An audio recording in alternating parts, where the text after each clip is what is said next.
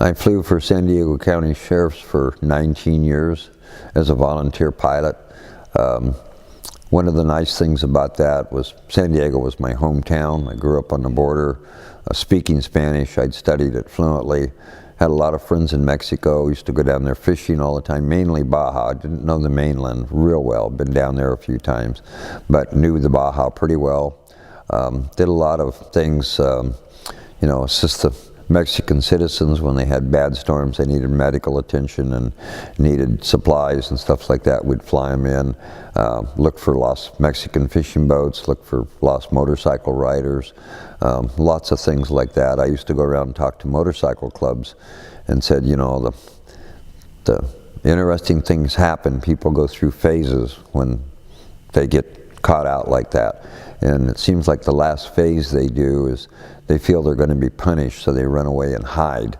And we found guys that had they not climbed into a ocotillo bush, which tore them up terribly, but they were afraid they were going to be punished, so they went and hid from us if they would have just stayed out there. But I used to lecture, if your motorcycle breaks down, lay it crossways across the path, and we can track you from the air. It's amazing how you can pick up footprints and shadows and stuff, and that's critical in time. But it's been some very rewarding searches and some very sad searches. And one of the sad searches was a girl that bought a motorcycle in the summertime, took it out to the desert.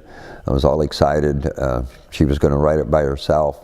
19-year-old girl got on a motorcycle, apparently didn't have the gas tank full, got it out in the desert, ran it out of gas. She tried to push it back and expired next to it, and we found her in the next morning, because the next morning people had camped and they saw her car there that night. In the morning they got up, it was still there. Her purse was on the seat and wasn't locked up, and so they called us and we found her. But that was sad, because it was, one of the more rewarding flights was a student pilot out of Yuma, Arizona, or out of Phoenix, Arizona, a Marine, and he was on his solo cross country, got disoriented and wound up crashing clear down in the Baja, but he was able to, up on the plateau up there behind Diablo Mountain, and he was able to come up on the emergency frequency and talk to an airliner, and he said he could see the lights off in the distance he thought was the Salton Sea, but what he'd done, he'd overflow on the border, and what he thought was the Salton Sea was really the Gulf of Mexico. But I had another pilot fly it the day before, and weather shut down on him. I left San Diego early in the morning with an observer and a Turbo 210, and I figured out he was a lot further south than we thought. The ELT had failed at that point, but I just did a grid search, and the gentleman with me, actually it was his last flight with San Diego County Sheriff's. He was retiring, Tom Renshaw, and we picked up an old wreckage down there. And he said, "Oh, that's that air coupe that went over." And I said, "No, the air coupe's 7 miles the other way." I said, "That's a different wreckage." So we turned around and came back, and there's the kid sitting on the wing, waving at us. And we dropped a parachute on him with supplies, and he walked over slowly. But I stayed overboard until the dad came down in another airplane, and we have a C-130 we call Charlie that supports us for communication. So he crossed the border and came down, but it was very rewarding, because I was getting fuel critical, and I wanted to make sure that we had another airplane pinpointed the guy. And the dad was a passenger in an airplane, and he came up and said, "You found my boy, and he's alive." So that was pretty positive. So there's been good times and bad times. Yeah, I did volunteer flying up there.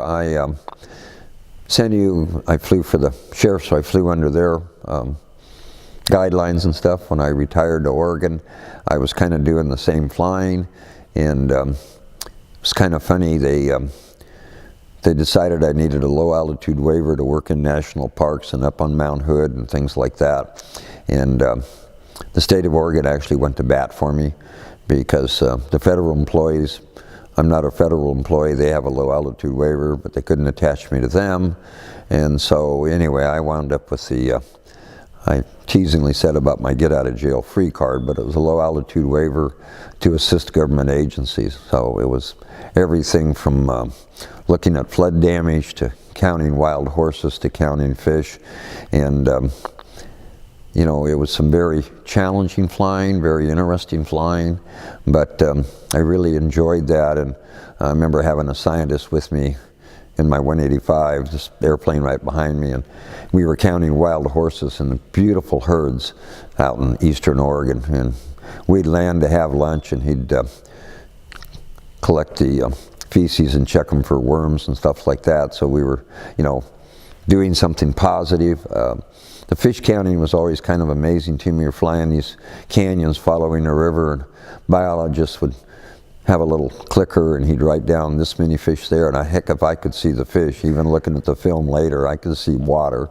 But that part was rewarding because I got to see a lot of really beautiful country, and some of that was involved in search and rescue, but it just opened up a lot of fun flying. And I take, you know, I was the operations officer for San Diego County Sheriff's for 2.5 years and trained the pilots, set up and ran the searches. That was really kind of the nuts and bolts of the organization. But down there we emphasized mountain flying, we emphasized desert flying, because San Diego has all those things. And so that improved my flying skills. Along the way I got a sailplane endorsement, took some aerobatic courses in sailplanes.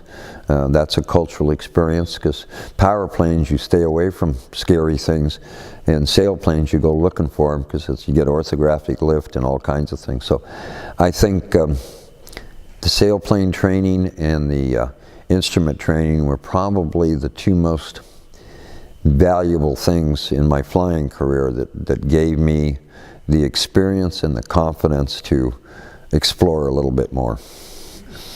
And I hate filling out paperwork, so I try not to bend the airplane.